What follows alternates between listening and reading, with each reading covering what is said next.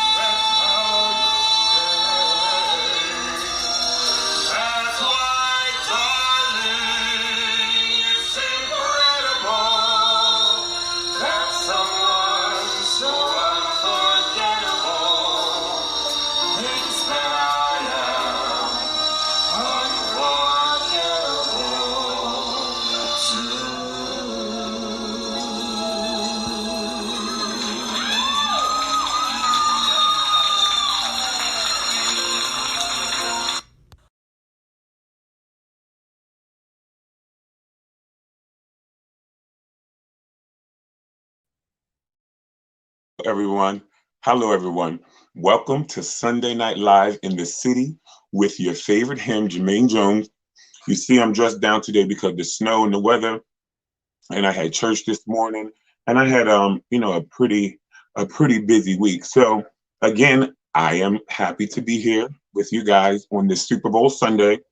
I definitely have to because I was getting ready for the show, so I didn't get to the national anthem by Jasmine Sullivan. So we definitely are going to have to check that out and see how she did with that. But before I get started, I want to say thank you to our sponsors.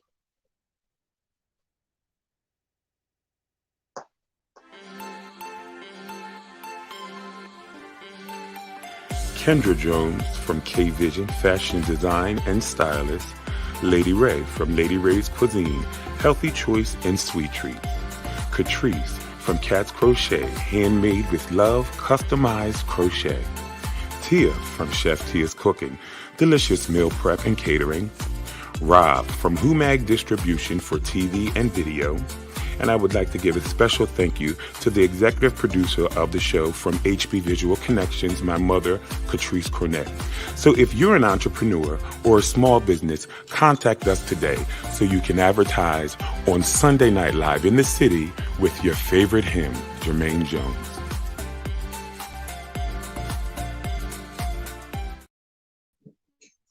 All right. So last week I said that I started the Wendy Williams movie that was on Lifetime, and I told you guys that I was going to finish it this week. Now, I really enjoyed it. I learned a lot about Wendy Williams. I didn't know that she was on drugs as bad as she was. I didn't know that she was raped by, I think I know who it was that raped her, but she wouldn't confirm.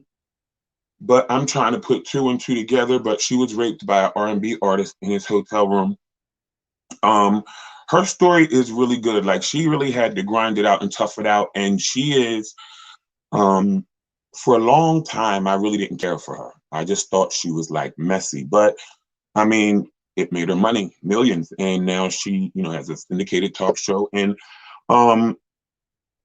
in the movie, she really reveals the highs and the lows, and the fact that she was an executive producer and she was very hands-on with the actress. Like, she really gives me Wendy Williams. Like, she talks like her, she has her mannerisms, and that's the difference when you do these type of movies and these biopics, and the artist or the talent is involved, and they're able to, because who better to tell your story than yourself? That's why we're doing this Behind the Grind series. So at the end, when I tell my story, I've been waiting to tell this story for almost 10 years, and now I'm officially going to tell the story. But I definitely want to give a shout out to my girl Amy, who you heard me singing Unforgettable with.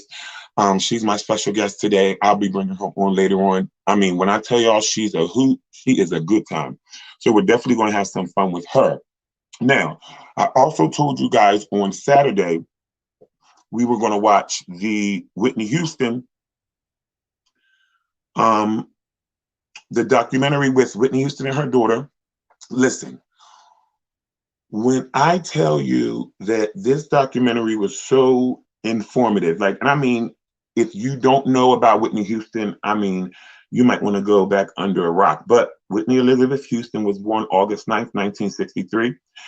She passed on February 11th, 2012. I was in California.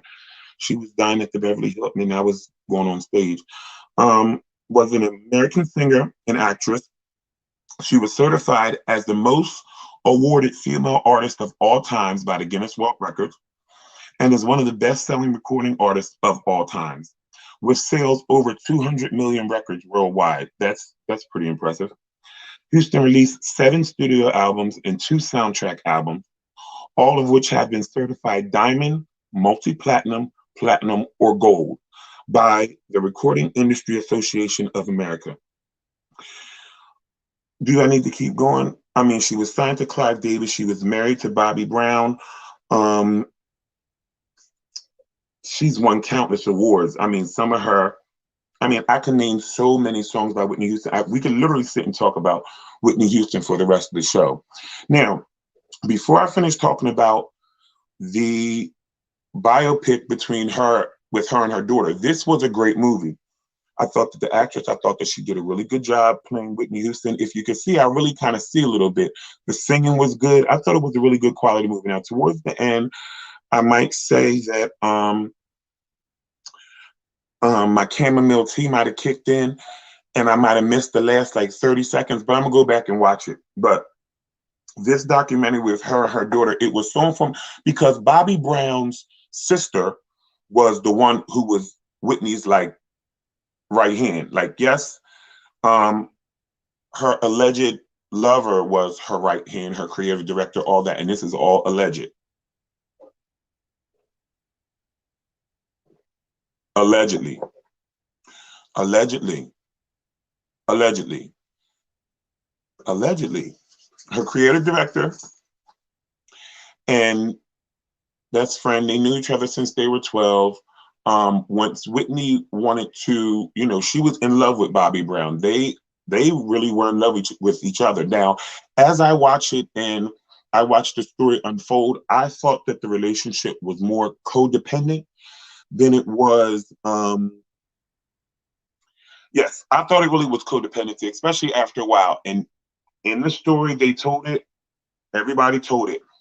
Bobby Brown did not get Whitney Houston on drugs. She was doing drugs in North Jersey with her brother before she even met Bobby Brown. So she was getting hired at Zim and Furs in the winter, allegedly.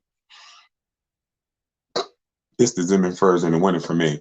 She was getting hired at Zim and Furs in the winter, or you know that other one I be saying, the giraffe from the ground that high?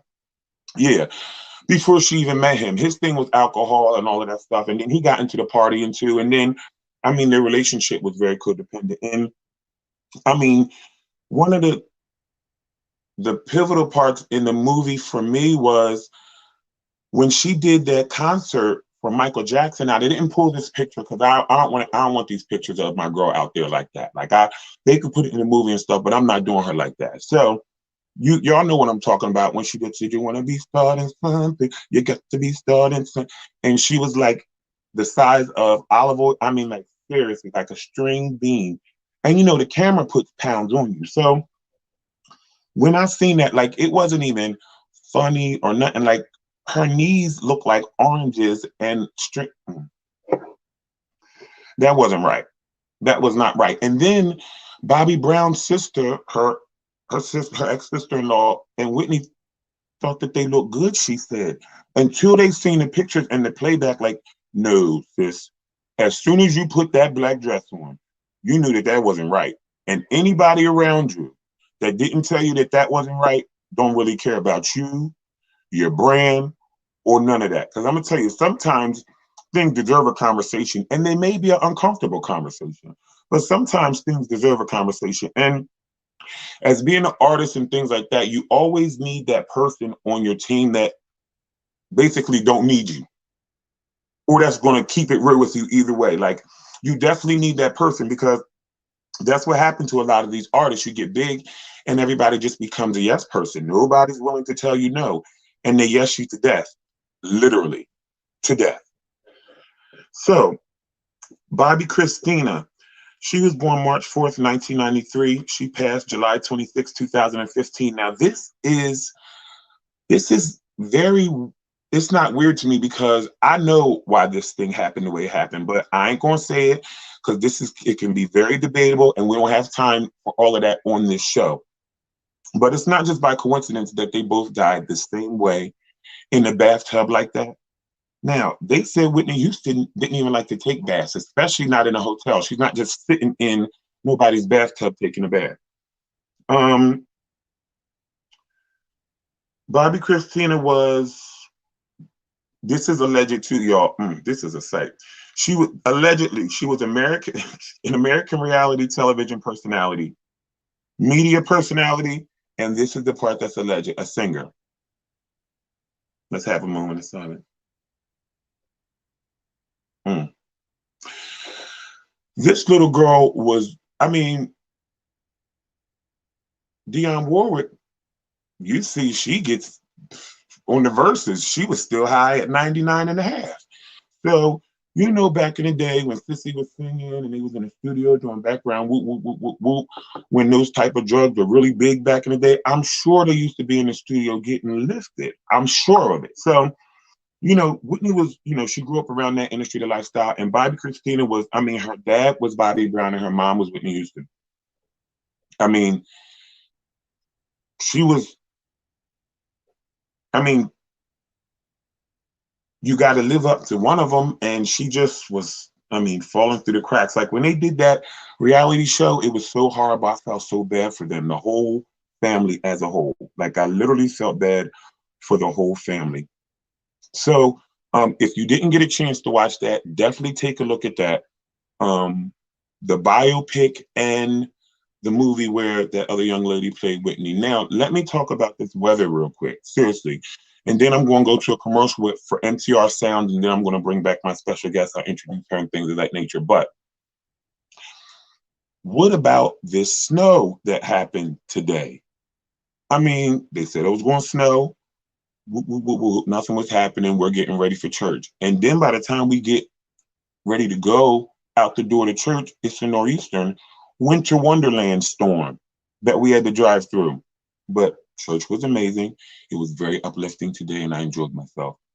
Shout out to my church. Now, I'm going to go to a commercial about MTR Sounds.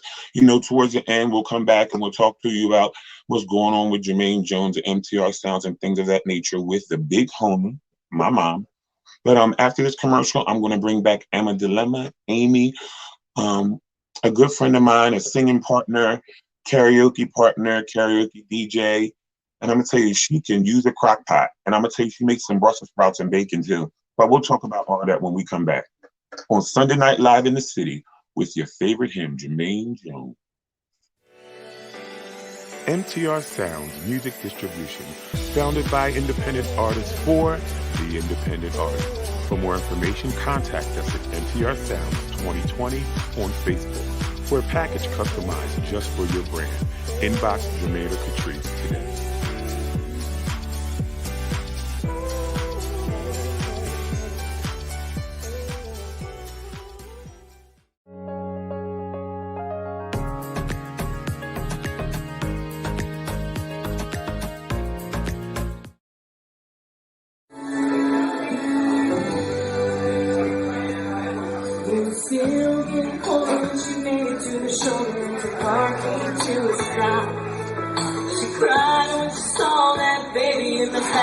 Sleeping like a rock, and for the first time in a long time, she bowed her head to pray. She said, I'm fucking away. I've been living life. I know I got to change. So from now on tonight, Jesus, take the wheel, take it from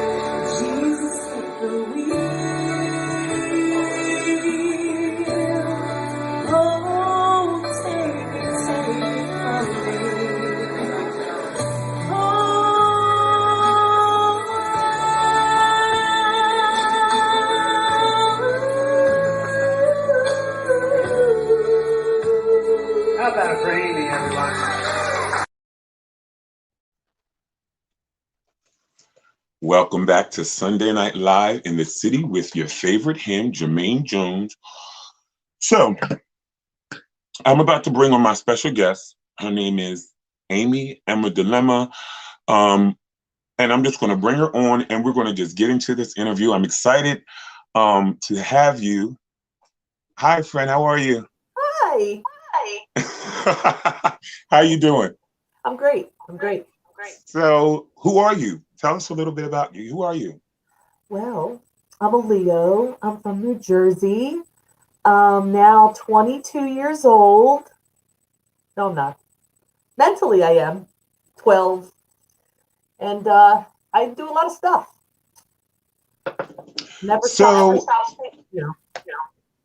so how did we meet? Okay. So I was hosting karaoke at the at a bar in New Jersey, and my friend, oh man, I forget what her name was, but I remember she was from Hawaii. What was her name? Leilani. Leilani brought you to karaoke, and I remember like I didn't even notice when you came in, but she came up to me and she said, "Hey, I want you to go meet my friend Jermaine. He's a really good singer, and I don't know whether you had been on American Idol, right? You were on American Idol. Yeah. So that's how we met, and it just blossomed from there, I guess. I know. So that was Amy that you heard singing right before she came on. That was also her and I that you heard singing in the beginning of the show. So tell them a little bit about how you became an independent artist, how your music career started, how you got to where you are now. So when I was younger, much younger, probably my first actual singing where I was in front of a big audience was I was 6 years old, 6 or 7, and my parents were in business, and the company had like a big event. I forget where it was, but anyway, my dad was really high up in the company. He was getting a lot of awards and a lot of recognition, and at the time, he was really close with the owner of this company, this up and coming company. So I don't know how it happened, but my mom set it up for me to sing When You Wish Upon a Star in front of 5,000 people. I was like 7. So I remember it too, like it was yesterday. And I got up there and I sang it a cappella, and the place was completely silent. And then when I was done, it felt like an eternity, like nobody was there. And then all of a sudden the crowd started to erupt. And in that moment was when I thought, man, I want to do this. And I remember that from when I was really little. So then my mom would get me involved in different stuff. I would sing national anthems and all the cool things. And it's funny, a lot of this. So then it turned into where said, there's an ad in the newspaper for a recording studio up in Hoboken. You should go up and audition. Okay. So I did. And long story short, they kept me, and I recorded for a few years with Missy Elliott and Queen Latifah and Redman, and it was fun. And then, and then the industry happened. And a lot of independent artists, because this platform, this series that we're doing is definitely geared towards the independent artists. Tell them about how many times you drove up and back and forth from New York, from work and driving and still recording, and to lose tell them the part where you're driving up, how many times a week you had to, because the grind is real. Okay. So when I first went up to Hoboken, the line was around the building. It was 10 o'clock at night. That in itself, I even said to my mom when she said the audition said it's 8 o'clock. So I get up there, of course, because I'm always early. So I get up there at like 7 and the line's around the building. So now I'm like, what? And when I talked to the guy, and because they said to call and get your reservation and blah, blah, blah. So when I talked to the guy and he said my audition was at 8 o'clock, I'm standing there thinking like, there's no way I'm going to get into this building in 20 minutes. So I told my friend to play along, and we walked our asses right up to the top floor. It was 5 floors up. And we walked up past all the people, and I went right to the desk and I said, "Look, I'm Emma Dilemma, and I'm here for my audition, and I'm not waiting in that line." So he went and got the producer, and that was when I ended up singing a song in the booth, which I had never done before. So I sang in the booth, and they told me to just wait. So then my producer, Frank, came out to the line and told everybody to go home because he found his recording artist. I was pretty excited about that. I was like 23, like I was jacked. So then I recorded with him. I drove up to the studio 3 to 4 times a week, sometimes 5 times a week. And it was an hour and 15 minutes each way going up the turnpike. I had to go from, at the time I was living outside of Columbus in Burlington County in New Jersey. So I would drive all the way up to the studio, and most of the time it was after work. So I was working a full-time job, 9 to 5. I would get done at 5 o'clock, and I would shoot up the turnpike to go to the studio to record until 2 a.m., 3 a.m. And then I would go home, get home at 4 or 5 o'clock in the morning, and then do it all over again. Because, look, it was important to me. You do the things that you need to do in order to do what you want to do. So that's what I did. And am I telling the whole thing? Like, how it all also fell apart? Because that went on for, let's see, 2.5, almost 3 years. My song was radio ready. We had 4 songs, and my one song was radio ready. We were 2 weeks away from release. And I was sitting at home watching TV, and then all of a sudden, I heard my song in a commercial. What? So I called my producer, and I was like, "Frank, what's up? Why did I just hear my song that I wrote in a commercial?" And he told me, "Oh, I apologize. I sent your music out to be produced again out in California, and I forgot to copyright it, so they stole it." What? So then 2 weeks later, I had mentioned to him that American Idol was coming up, that there were auditions. And he had said, "Oh, you should definitely audition." It was in Boston. So I packed up my stuff and I went up to Boston to audition. So there were 2 auditions in one day, and then we had to come back. I think it was like 3 months later. We auditioned in August, and then we had to come back in October to do the final audition. So I go up to Boston, audition 2 days in a row. I get through to the 3rd round. Well, then all of a sudden, Frank's knocking at my hotel room door, my producer. I'm like, "What are you doing in Boston?" And he was there with some woman. And I said, he said, "Oh, well, I just came up here because I wanted to support you." Really? All right, that's cool. So he ended up took me to a Boston, which was terrible because at the time I was a Yankees fan. I didn't want to be in Red Sox Stadium. But he dropped $3,000 on baseball tickets in a matter of 45 minutes, cash money out of his pocket. And I'm like, "What is happening?" So we go in and we hang out for a little while, and then he leaves. It was the first section of auditions, so I ended up going home, so I didn't have to be back until September or October. So when I got back, he had sent me a text that said, "Hey, come up to the studio so we can finish the song and stuff." The next day I go up there, and there was caution tape on the doors. So now I'm like, "Wait a minute, what is happening?" And the janitor said, there was a maintenance man in the building, and he said, "Oh, Frank's in jail." "What do you mean he's in jail?" Wow. Yeah, so all of the stuff is done. All of the music, all of the equipment that he used, all like Pro Tools, all that stuff that he had, the studio, everything was not legit. He was working on scammed money. He was stealing people's credit cards, using their money to pay for stuff, and I lost everything.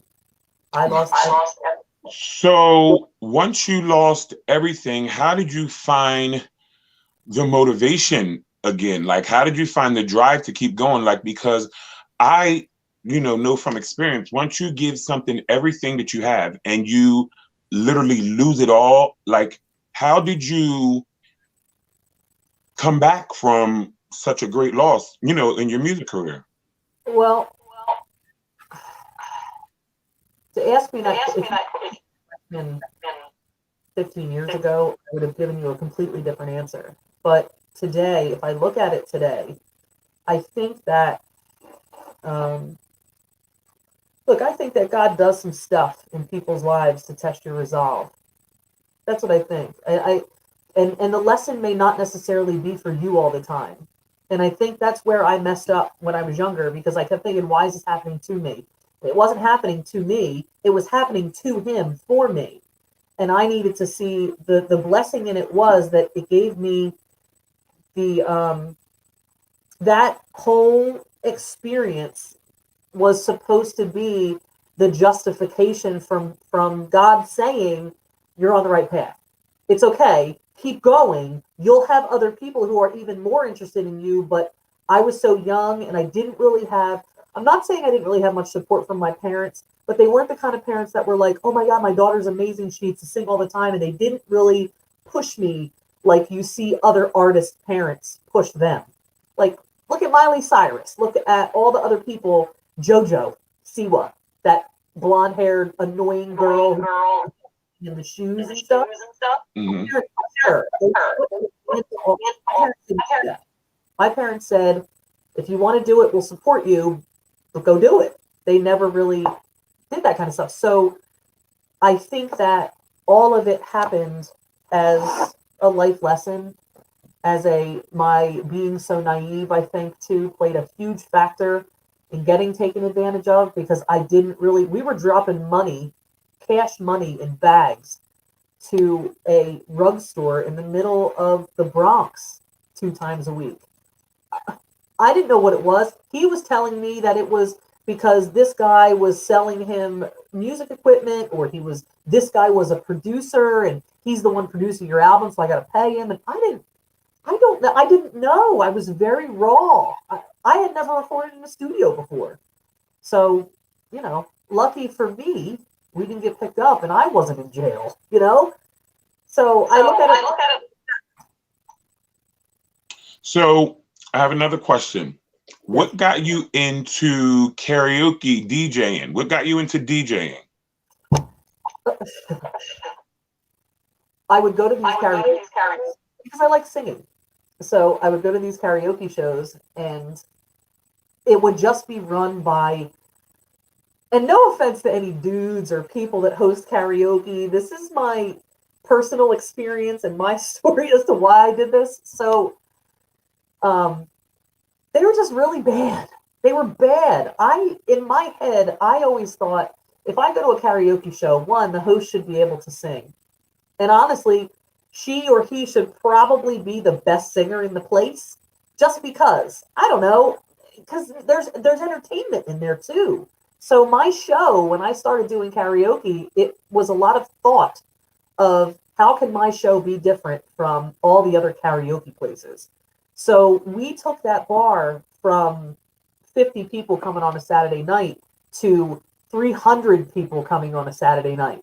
Like, I had the best bartender in town, and the two of us fed off of each other. So we had this show that we would host every night on Saturdays, and I wanted it to be the talk of the town. And I knew personality-wise, like, I love being in front of people. You know how, and Jermaine, like, when you get on stage and you're in front of people, It is feeling. It is a great feeling, and I want to say I loved it a lot more before it really became like work, when it was just like fun and I could sing because I love to sing and people enjoyed to hear me sing. That's why I like karaoke, because it's not work. Like, when I do a show, I'm so and the adrenaline rush, it's exciting. I love to sing. I love being up there, but after I'm done a show, I can't go to the after party or even out to eat. I'm so drained most of the time. By the time my nerves, I'm just so, but back in the day, singing used to just be fun. I used to just enjoy doing it. But once it became like a job, I still love to do it. That's why I do it, but not as often. Because before, you couldn't get me to be quiet. Now, no. If I'm with my family or my friends, I'm singing, humming, but I I mean, I used to go live and sing and karaoke and all of that live, and I'm a viewer now. A lot of the time, Adam and I had gone down to Florida, and there was a girl that hosts karaoke down there. She's super cool. She was in the country music industry and all that kind of stuff. And I remember when we went down, it was our honeymoon, and we ended up finding this karaoke thing. And so I usually was the person who was like, I'm going to sing. I'm going to be the first one. I want to sing. I'm so excited because I loved it. And people loved hearing it.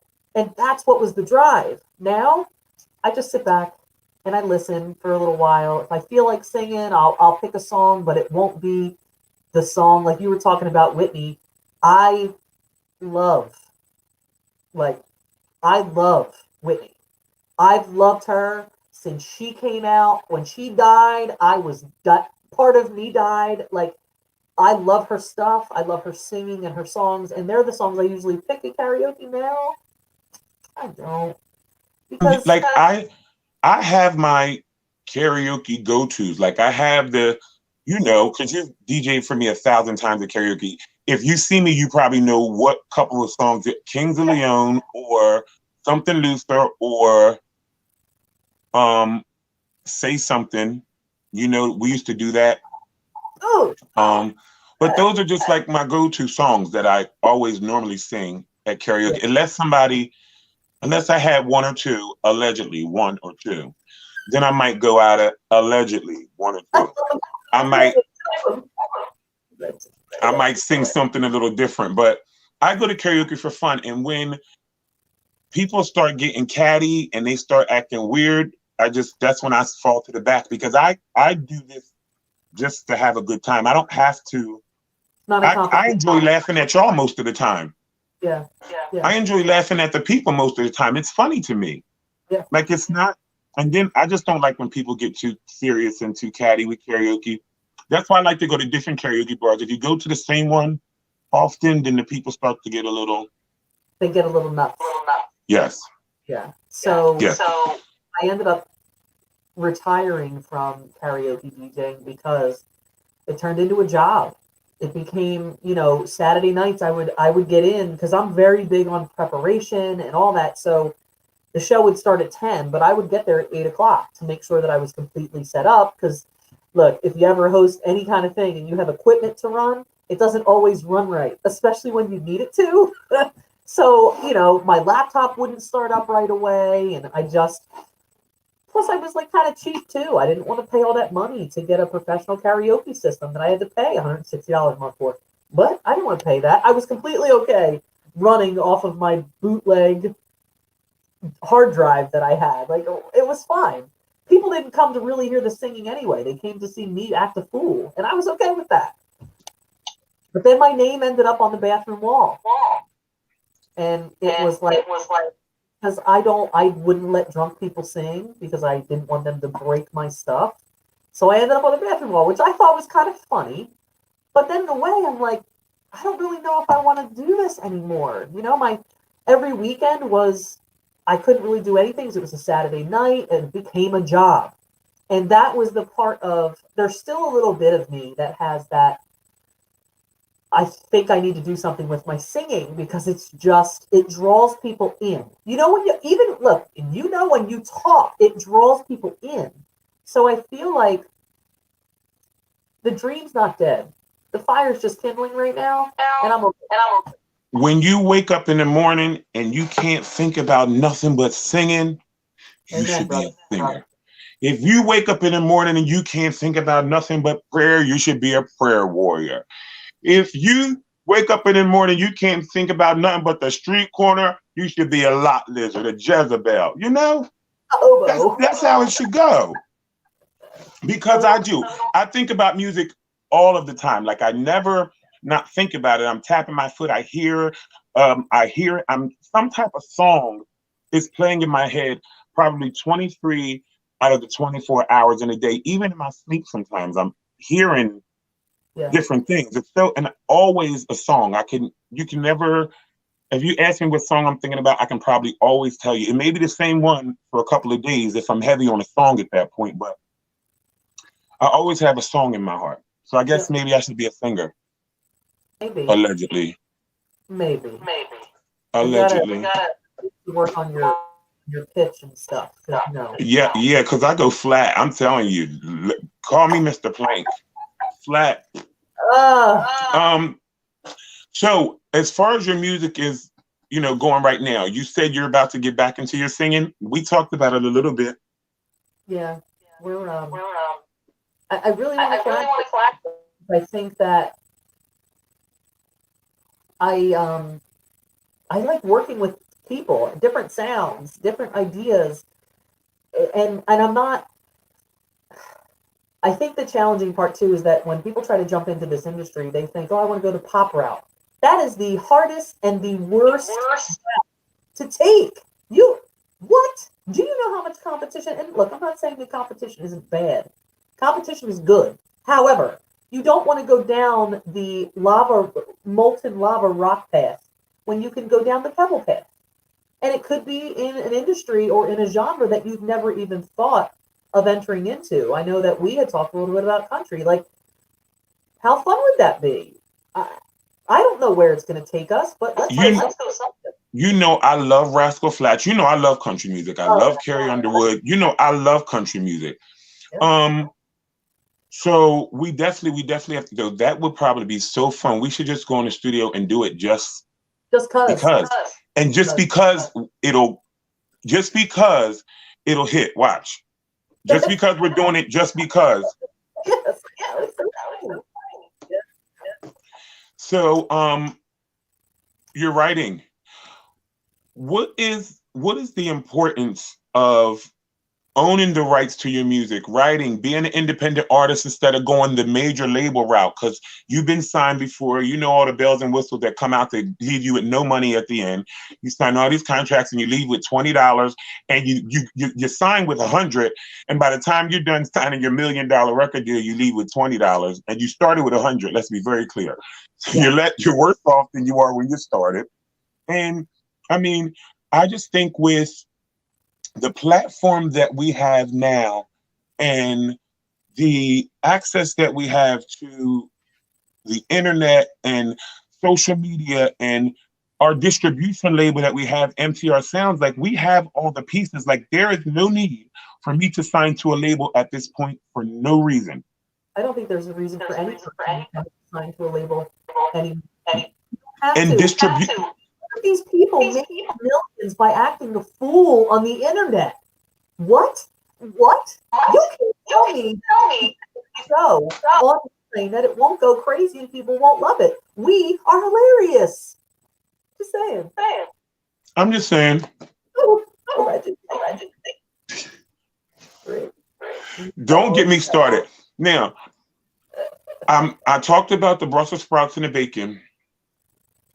I want some Brussels sprouts and bacon. Cooking show. Huh? We could just have a singing cooking show. There's so many opportunities. Bacon, Brussels sprouts and bacon? See? Yeah. Okay, I'm down. Well, I really, really, really, really, really enjoyed talking to you today. I learned a lot about you. I knew most of it. Not all of it, but I knew most of it, which is good that I didn't know everything that I learned today. We'll definitely have you back in March because I want to talk about something else that you do, but we're going to save that for the March Madness series. But we'll definitely have you back again. I thank you for coming on to Sunday Night Live in the City. And I'll call you later after I'm done with the show. Okay. How you do that? I'll call you after I'm done with the show. All right. I'm not gonna let you leave yet, Amy. I call her Amy. That's how I met her. Emma Dilemma is her stage name. But when you were talking about the writing, hi everybody, and welcome to Sunday Night Live in the City with your favorite hymn. Anyway, when they were talking about her writing, Amy, I'm about to actually I started before COVID working on a song that Amy wrote the lyrics. We partnered and collabed on a song. It's called Purpose. and that's what I named it. And she's an awesome lyricist and an awesome singer. Her voice is amazing to me. When I first heard her sing with Jermaine, I was like, oh no, we have to keep her around. And so like I was sharing with Jermaine earlier, when we meet, because we're a little legitimate business. We have our meetings, we have our days that we work. I was telling him the type of artists that we want to work with. You have to set a standard, and when you're independent artist, it's really difficult to get people to take you serious, because in the industry they just want to know who you're signed with. But if you keep your standards high and you carry yourself like that all the time, after a while they'll get the picture. Because when you guys there's two things I want to touch on.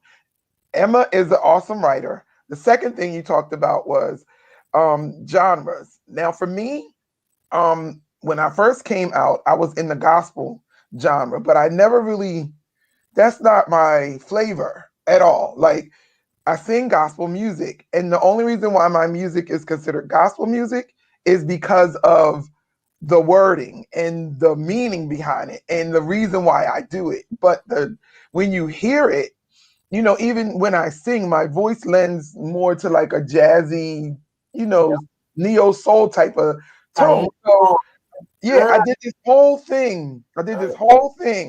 With this guy who is now one of my producers, and he was like, look, this is what we're going to do.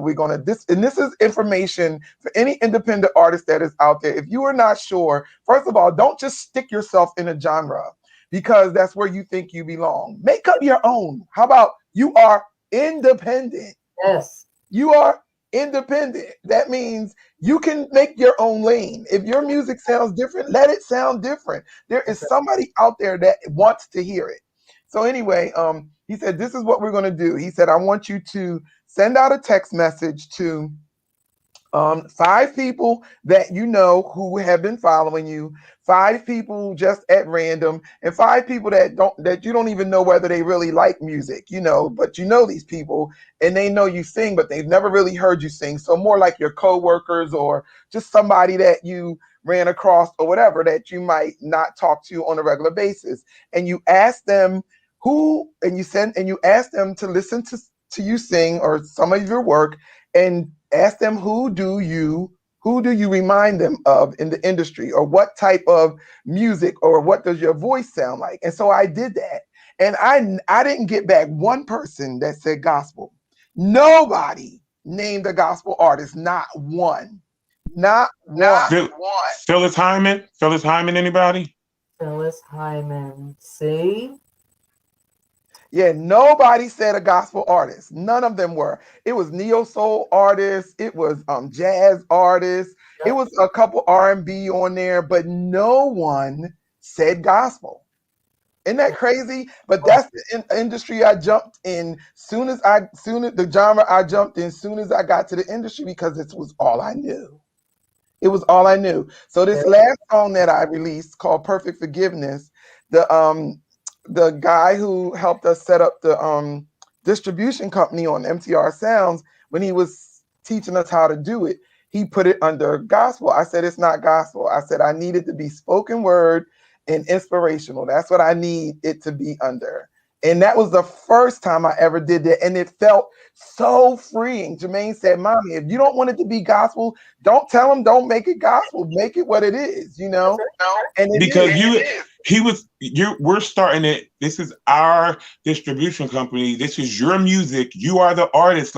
And I tell independent artists this all the time too. It's okay to speak up. This is your brand. This is your career. You know how many times I've sat in studio sessions and in meetings and felt uneasy about something that is my brand, and I'm allowing you to just adjust and change things that I know that I don't feel comfortable with.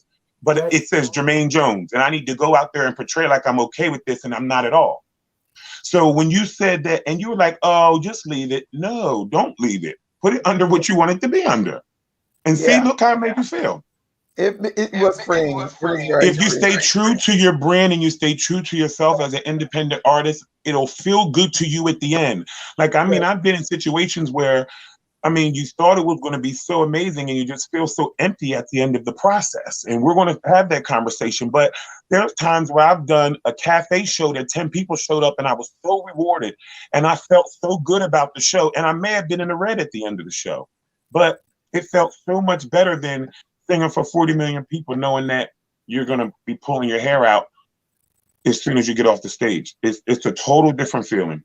And if you also look at the people who are the ones who give you advice, and that's the hardest thing I think for people in life, is that who are you taking advice from? Your parents, your family members that are jealous of you, friends that will never have the success mentality that you have. Who are you taking advice from? Like, I would spend a lot of time thinking about my image and criticizing myself because I'm not thin like everybody. I have tattoos. I don't have the look like everybody else. Who cares? Who cares? Somebody is gonna love it.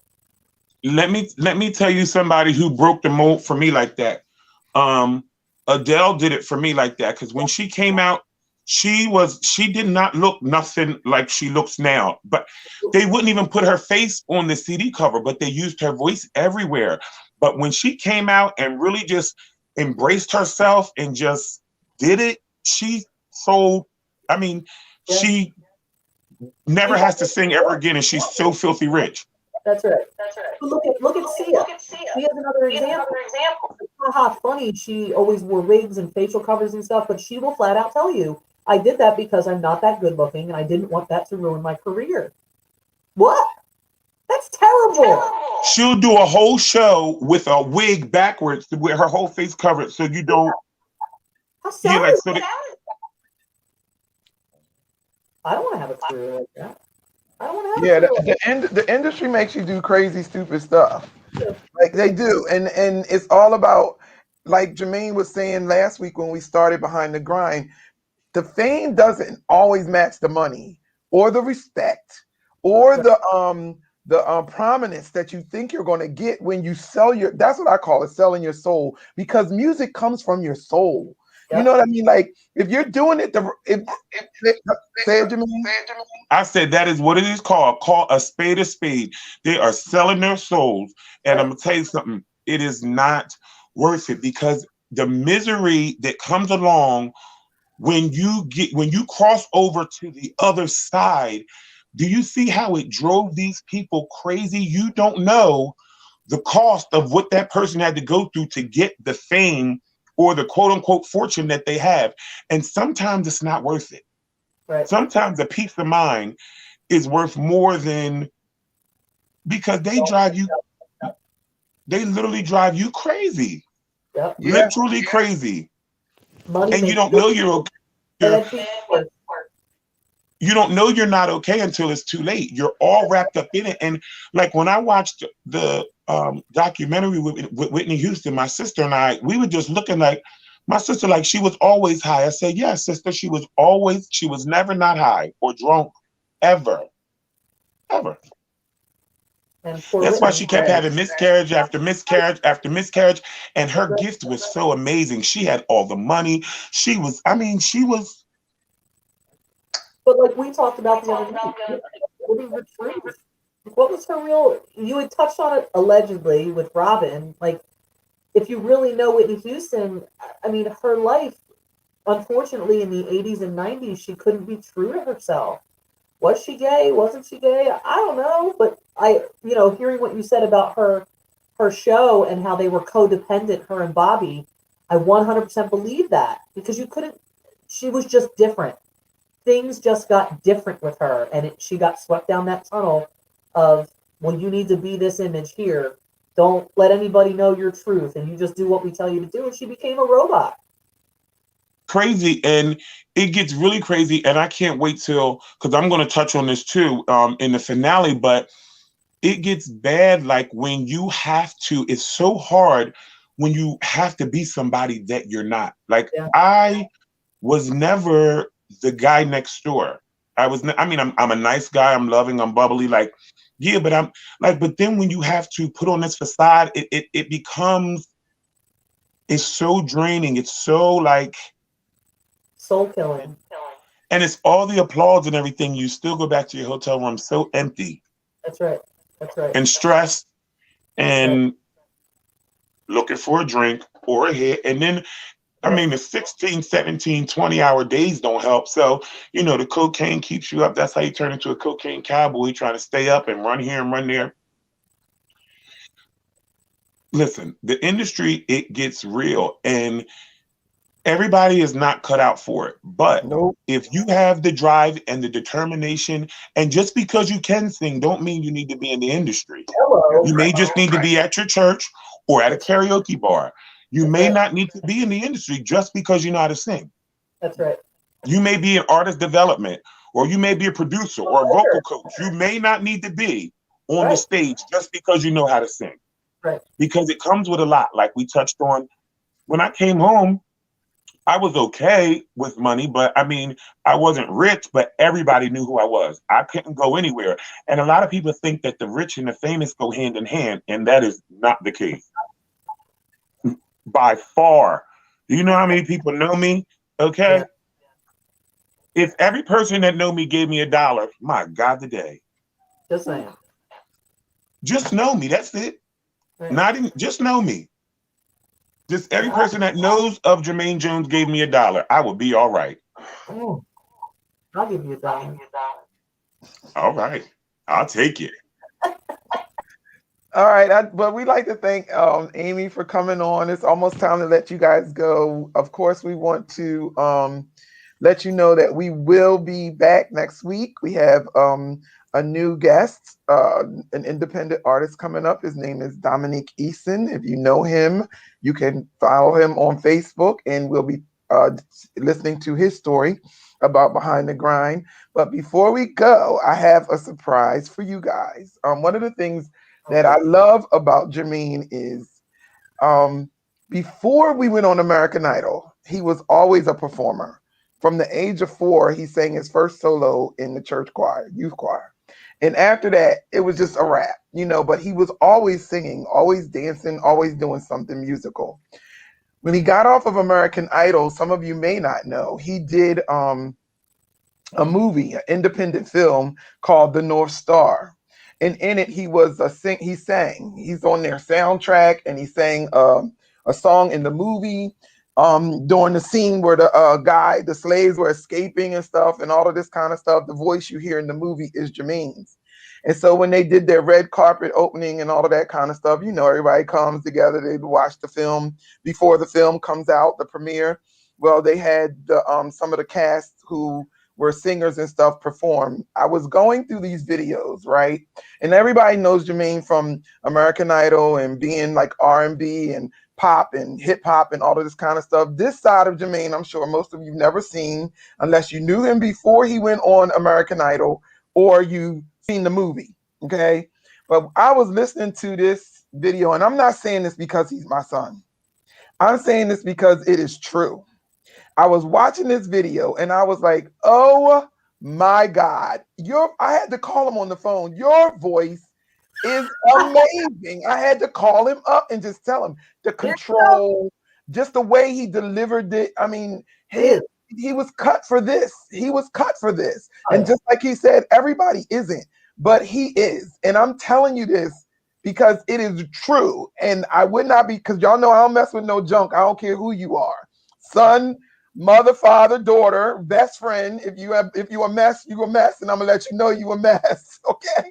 But we'll try to get you together if we can. But the bottom line is, this thing was so, I had to call him on the phone because I was, getting videos, looking at videos, grabbing videos for Behind the Grind and for the show so we could play them. I grabbed some American Idol videos, but this one stopped me in my tracks because I heard him sing the song. I was at the audition when he auditioned for the movie, and he did a little clip there for them. And I looked at that one, but then when I looked at the whole thing, I said, I got to show this on the show. I was going to say, you're going to play it? Come on. I know, right? I had to call him. So we're going to end the show tonight with that. We ask you guys to just tune in next Sunday at 7.